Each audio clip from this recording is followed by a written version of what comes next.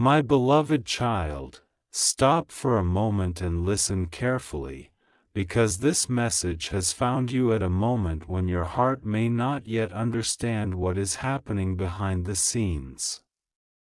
You may think Tonk was just another night. You may think people went about their lives, conversations happened, doors opened and closed, and nothing unusual took place. But I tell you, something happened in a conversation you were not present for, and what was spoken about you carried more meaning than you realize. There are moments when I allow you to see only the surface, while beneath that surface I am moving pieces of your story into place. There are conversations you cannot hear, questions you cannot answer, and thoughts in another person's heart that you could never force into the light. Yet I see them all. Your soulmate was with a girl last night, and during that conversation, something shifted. At first, it may have seemed ordinary. They may have laughed. They may have talked about life, memories, people, disappointments, plans, and things that seemed completely unrelated to you. But then your name, your presence, your memory, or something connected to you entered the conversation. And when it did, the atmosphere changed in a way that neither of them expected. You were not there to hear what was said, but I was there. You were not there to see the expression on your soulmate's face, but I saw it. You were not there when she asked the question, but I heard every word, and I want you to understand something before your mind begins creating fearful stories. Do not assume the worst simply because another woman was near the person you love. Do not allow insecurity to write a story that I have not written. Do not let fear take one unanswered question and turn it into 1,000 painful conclusions. You have been through enough moments where uncertainty made you believe that everything was slipping away. This time, I want you to breathe, because the question she asked about you was not as simple as it sounded.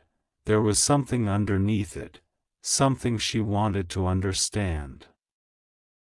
Something she had noticed, something your soulmate had revealed without realizing how much he or she was revealing, and that is where the story begins.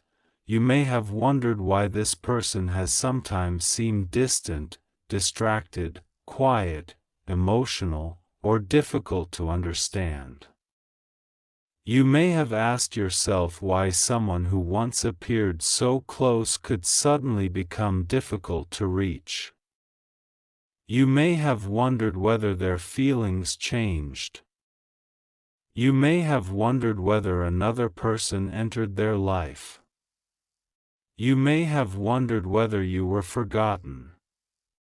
You may have looked at silence and interpreted it as rejection, but silence does not always mean absence. Sometimes silence means someone is fighting a battle inside themselves. Sometimes silence means they are afraid of what they feel.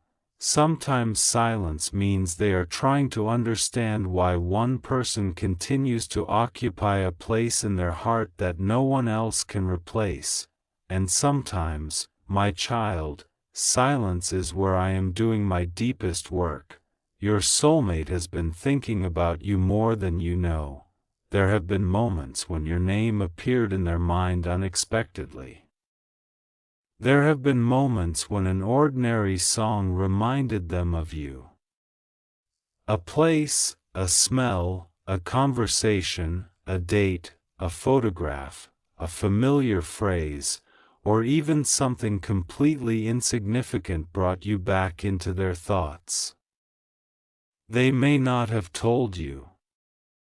They may not even understand why it happens. But I know what happens in the secret chambers of the heart. I know what a person remembers when no one is watching. I know what they feel when the room becomes quiet. I know the thoughts that come after midnight when distractions disappear and a person can no longer hide from themselves. And last night, something came to the surface. That girl was talking to your soulmate, and she noticed something. Perhaps it was the way your soulmate reacted when your name was mentioned. Perhaps it was the sudden silence. Perhaps it was the change in expression. Perhaps it was the way they defended you. Perhaps it was the way they became emotional. Perhaps it was the fact that they knew details about you that someone who had supposedly moved on should not still remember. She noticed, and she became curious, so she asked, "What is it about this person?" That may not have been the exact sentence, but the heart behind the question was there. What is so different about you? Why does this person still matter? Why do you still remember them? Why does their name still carry weight? Why do you become quiet when they are mentioned? Why do you defend them? Why haven't you completely moved on? And your soulmate had to confront something they may have been avoiding, something they may have tried to bury, something they may have convinced themselves was no longer important, but I allowed the question to reach a place they had been avoiding. You see, my child, sometimes I use another person's question to reveal a truth that someone has been afraid to admit to themselves. The girl may have thought she was simply asking out of curiosity, but I knew what the question would awaken. Your soulmate may have laughed at first. They may have tried to change the subject. They may have said something casual. They may have pretended it was nothing. But the heart cannot always cooperate with the mouth. There are truths the lips can deny while the eyes reveal them. There are feelings a person can hide from others but cannot hide from me. And when she asked about you, something inside your soulmate became unsettled, not because you are a problem, not because you are a burden, but because your existence in their heart has not disappeared the way they wanted to believe it had. My beloved child, you have been asking me for signs. You have been asking me whether something is happening. You have been asking me whether this connection still matters. You have been asking me whether the distance means the end. You have been asking me whether you should keep believing or finally release everything. And I am telling you today, do not make a permanent decision based on a temporary silence. You do not know everything I am doing. You see one chapter. I see the entire book.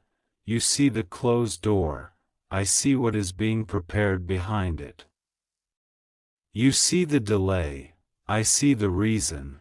You see the separation. I see the transformation happening inside both hearts.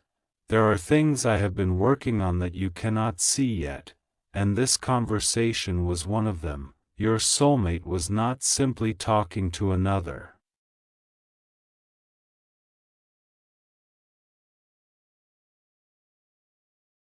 That girl's question became a mirror, and suddenly, your soulmate had to look at something they had been avoiding. They had to remember. They had to compare.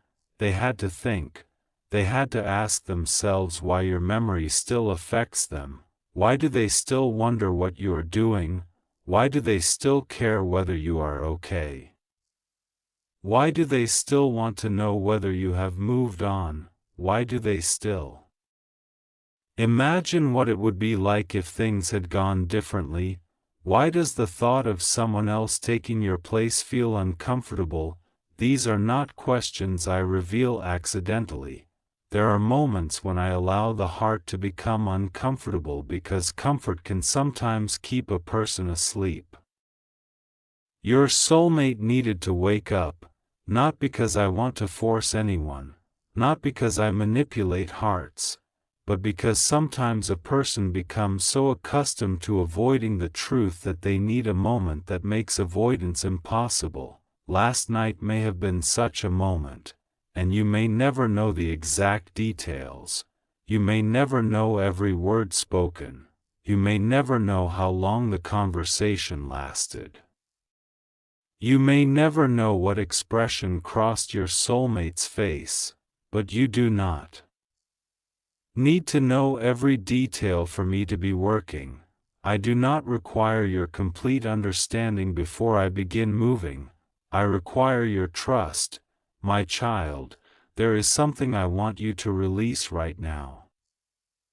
Release the need to compete. You do not need to compete with another woman. You do not need to prove that you are better. You do not need to become someone you are not. You do not need to chase. You do not need to beg. You do not need to manipulate. You do not need to make someone jealous. You do not need to create circumstances to force attention. If someone is meant to recognize your value, they must recognize it freely. Love that must constantly be chased becomes exhaustion. Love that is rooted in truth can survive silence. And I am teaching you the difference. You have spent too much time wondering whether you are enough. You have questioned your appearance. You have questioned your personality. You have questioned your worth. You have compared yourself with people who were never supposed to be your competition. You looked at another person and thought, maybe they have something I don't. But listen to me. No one else carries your exact story. No one else has your memories. No one else has your particular way of loving. No one else has walked through the exact nights you survived. No one else has cried the tears you cried. No one else knows what it cost you to become the person you are becoming. Your value was never determined by whether someone chose you quickly. Your value was never determined by whether someone replied to your message. Your value was never determined by whether someone stayed. Your value came from me before anyone ever knew your name, and now I am restoring that understanding inside you. You have been waiting for another person's decision to determine your peace, but I am calling you back to me, because when your peace depends on another person, every silence becomes a storm, every delayed message becomes rejection, every social interaction becomes a threat. Every woman or man near them becomes a reason to panic. I do not want you living like that. I want you to love without losing yourself. I want you to hope without becoming desperate. I want you to believe without becoming obsessed. I want you to trust without demanding that tomorrow reveal itself today. Because there is something beautiful about divine timing. When I bring something into your life, you will not have to destroy yourself to keep it. You will not have to beg for basic respect. You will not have to abandon your dignity. You will not have to become smaller so someone else feels comfortable. You will not have to chase a person who refuses to walk toward you. But there is also something you must understand. Sometimes I allow distance before restoration. Sometimes I allow silence before clarity. Sometimes I allow confusion before revelation. Sometimes I allow a person to lose access to you so they can finally understand what your presence meant. Your soulmate may be experiencing that realization now. They may not say it immediately. They may not suddenly appear at your door. They may not send the message you have been waiting for tonight. But something has shifted, and shifts often happen quietly before they become visible. A seed changes beneath the soil before anyone sees a green leaf. The sunrise begins before the sky becomes bright. A heart can change before a mouth announces the change. That is why I tell you not to panic during the invisible season.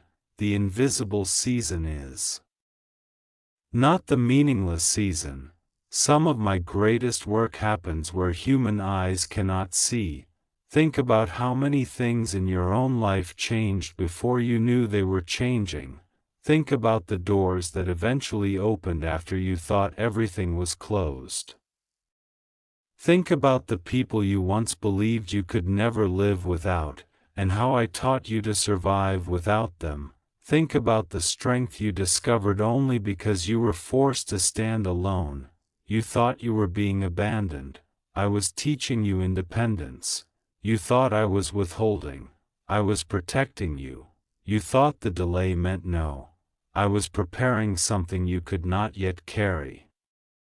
And now you are becoming someone who can receive without destroying what you receive. That matters, because sometimes we ask for a blessing while remaining emotionally unprepared for it. We ask for love while carrying fear. We ask for restoration while holding resentment.